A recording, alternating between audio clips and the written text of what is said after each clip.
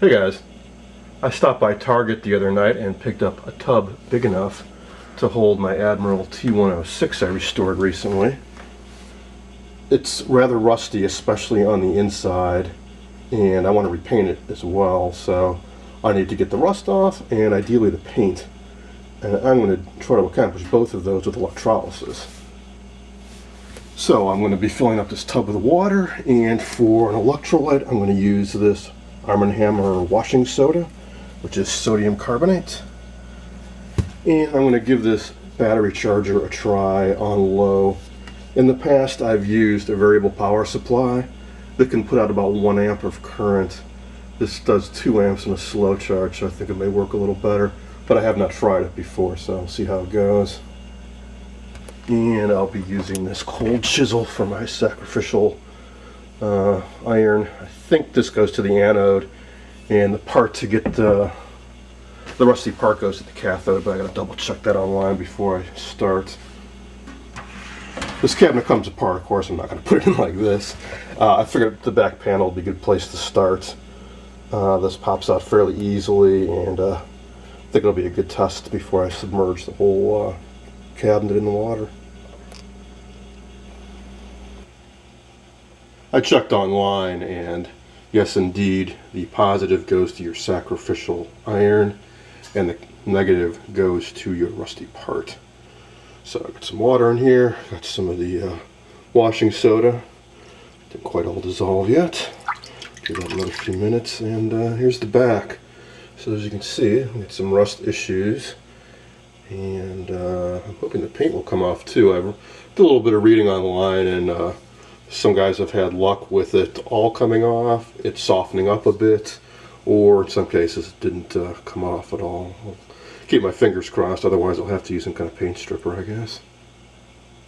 So gotta dig up a lead for the negative, because I don't want to put this clip right into the solution. I don't want this to get ruined, so I'll dig around for a clip that I don't care about and just tack it onto that. I took advantage of an existing hole in this panel and attached a hunk of wire with a sheet metal screw. So now I can hook that up to my battery charger and don't have to ruin the clip. The sacrificial anode there is sticking a bit out of the water, so that won't get wet. So I'll hook this up and let's see what happens. I had this running about 10 minutes and pulled it out to check on it, and wow, the old paint is just bubbling and falling right off. This is working far better than I ever expected. The thicker white paint on the side here is coming right off too. It's still rusty, but then again, it's only been about 10 minutes. This process takes hours. So I'm going to set it back up and let it run overnight. And yeah, I'm really, really happy. This is going to work awesome, I think. Here we are the next day, and things are looking pretty good. The paint is definitely loosened up, especially the white paint. I'm going over it now with a wire brush to get it all off. Some of the gray paint on the back is a bit more stubborn. I may end up using a little bit of paint stripper on that, but in general, this worked out really well. I think the rust is all gone too. Just it kind of turns blackish when you use electrolytic rust removal. So I'll brush over that a bit, maybe even do a little light sanding.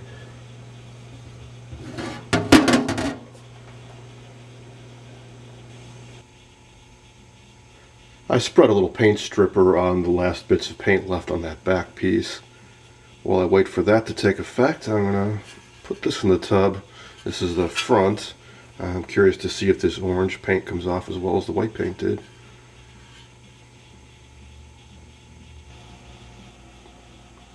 I've had this piece running in the vat for a while, and if anything, this orange paint comes off even better than the white paint did.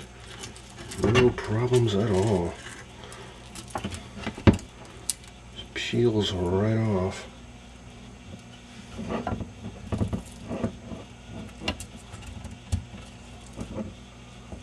So once I get this cleaned up, that just leaves the main body to deal with.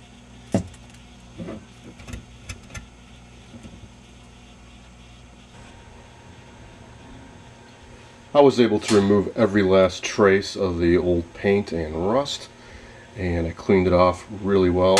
And now I'm going to put some primer on it ASAP before it starts rusting again. I'm going to use this Rust-Oleum filler primer. I've used it before, and works quite well, I think. It dries quick. So I'll go onto the back porch and give it a few light coats. Things are moving along nicely. Got a couple coats of primer on the back. It's looking real good. The details have been preserved very nicely, like on the inscribed lettering there. And got the front all stripped down.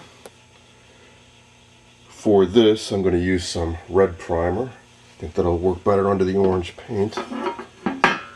So I'll get the primer going on that, and then it's going to be time to pull the chassis out of this and give this main part here a dunk in the tub for a while.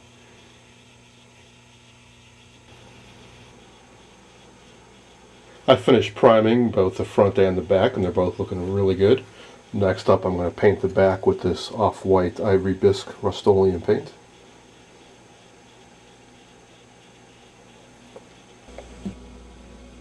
Here we are the next day, and it does seem to be working quite well. Maybe even better than on the other parts, since paint's just falling off. One thing I have discovered is that the area closest to my anode over there bubbles up faster, or the paint comes off faster. So I've been rotating this around. The one area left that hasn't come off too well, it's starting to bubble too. So I'm going to leave this side near that for maybe another couple hours, and then I'm going to pull this out, start peeling off all that paint.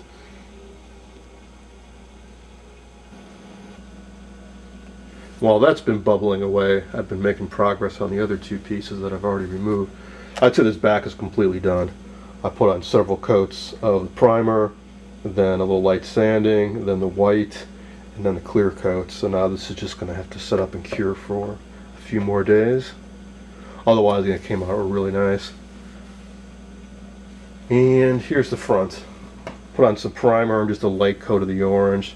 Put a little bit of light sanding, and then a little more orange, and then a clear coat, and then set that aside for a few days to set up too. Here's the cabinet after I sprayed it with some gray primer. I think it's going really well so far. It's nice and smooth, and the engraved lettering is nice and crisp. I'm going to break off this video now and call this the end of part 1. I'll pick up in part 2 when I'm a little bit further along.